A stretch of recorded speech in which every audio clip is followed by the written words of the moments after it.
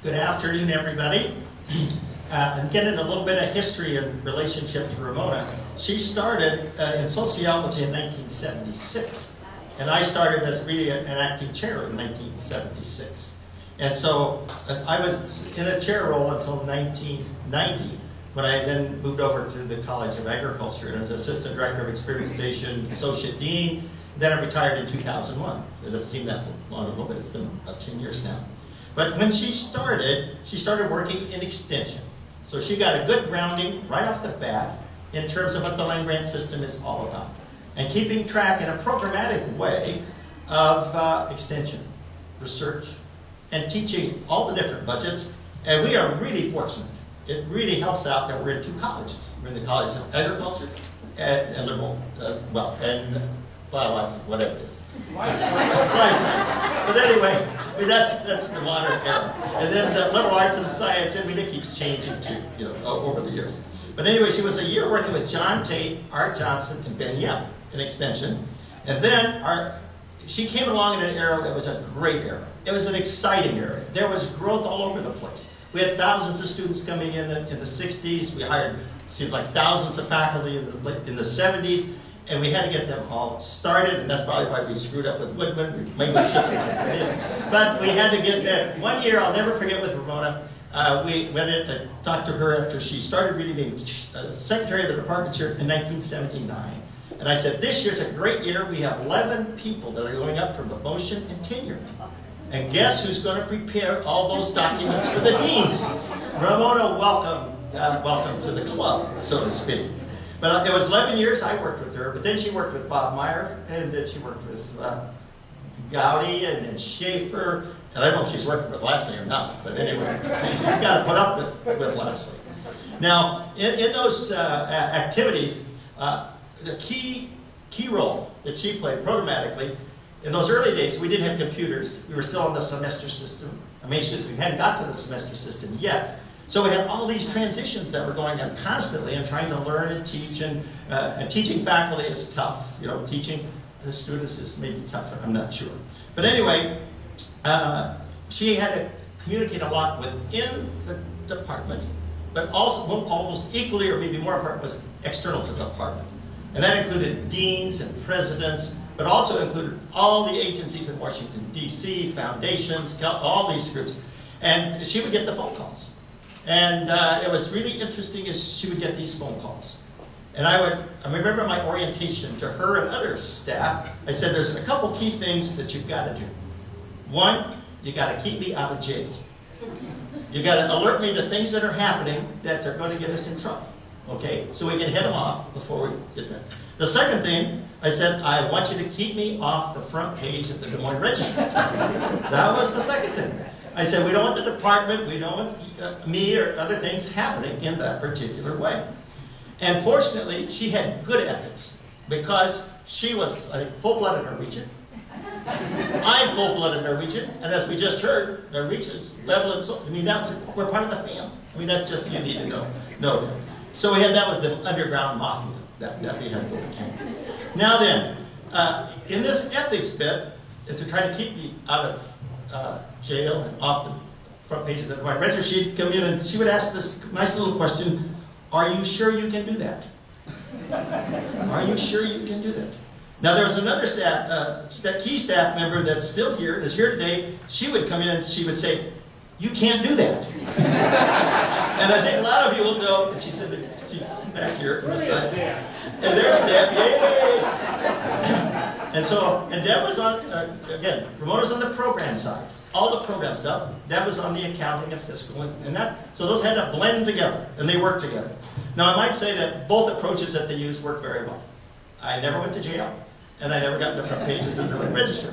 Now what happens is that with the Des Moines Register, as you need to know, is that trouble always gets on the front page. So we made it on the back pages a lot of time. You get a $2 million grant, you get all these made, but they never put the good stuff in the front. It's always hidden on page 9, 10, 11, 15, whatever it is. And so we always are still challenged, by the way, as a university, to try to do that. Now, let me give one story of a case where Ramona was in the middle, trying to keep everyone happy. Late afternoon, it's about 5:30 one day, early on, And she always stays late to work. By the way, she always would stay 5:30, 6, make sure all the work was done, which was great before the next day kicked around. And she got this phone call, and usually dean, if you get a phone call after 5:30, it's usually a dean, a president, or someone calling with a big problem. You learn that as you guys go through. Now, if you get problems of faculty, students, and so on, they usually see you early in the morning. They come in at 7:30, 7:45. So you can do. So this, I figure, oh, what? And she comes in and she says, Dean so-and-so is calling, and he really sounds upset. So that's an alert. So I sort of get prepared for this telephone call, and the dean is very much upset. By the way, we have a lot of deans. We have deans of extension, deans of LES. We have so many deans, I'm not sure you won't be able to maybe figure out who this was.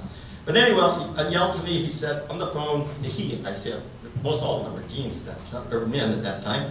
He said, you must fire faculty member Dot. Today, must fire. And he went on with all the reasons why this was right. And so what happens is, I think about, well, this is a tenured faculty member. That's one thing. There's a lot of good reasons why this can't be done, but I listen to it all and I say to Ramona, I think we better call the provost. And set up at a time when I can visit with the provost. The provost was again, this was trying to keep us off the front page of the register, okay? The provost, Ramona got a hold of him, and we had a very brief discussion, and the provost says, I'm tied up the rest of this evening, but I'll be at your doorstep at 7:30 in the morning. And that's one of the first times I've ever had a provost come out to my house, and we talked about this problem. So the next 2 or 3 days, Ramona was in the midst of talking about faculty, dean, provost, and Klonglan, trying to make all this fade away. And that was just one of the easy ones. No, that we have a lot of these things. So Ramona was very good. She always wanted to be fair and listen to everybody, make everything happen, and do that type of thing. So we had a lot of fun in that activity. Now, I said this was a great heyday. We just had all kinds of good things happening. Interdisciplinary programs were setting up in the early 80s. Like engineering, we had everybody doing interdisciplinary programs because they all had money. And we wanted to get that money for grad students. And so we'd sit as a faculty group, and Ramona would have to then, after the faculty decided who's going to work where and why, we had like 15 or 20 interdisciplinary programs. She would have to relate to all those programs to help us get the money. And she always did good. And we got lots of money, I might just say, because we had a lot of good faculty that worked with Ramona to get things done. Now, I talked about we had a lot of promotion and tenures, but one of the things we discovered, we didn't get many honors and awards. And so again, guess who gets to write honors and awards? We just start to say we're going to write oodles of these things. And because we discovered the reason we didn't get honors and awards is because we didn't submit nominations. If you don't submit them, you don't get them. And so Ramona did lots of work in making lots of people happy that got honors and awards. It was really good. And now the last 10 years I worked, as I mentioned, I was in the college level. And one of the things at the college level, you sort of evaluate how departments respond to college requests and how they get things in on time.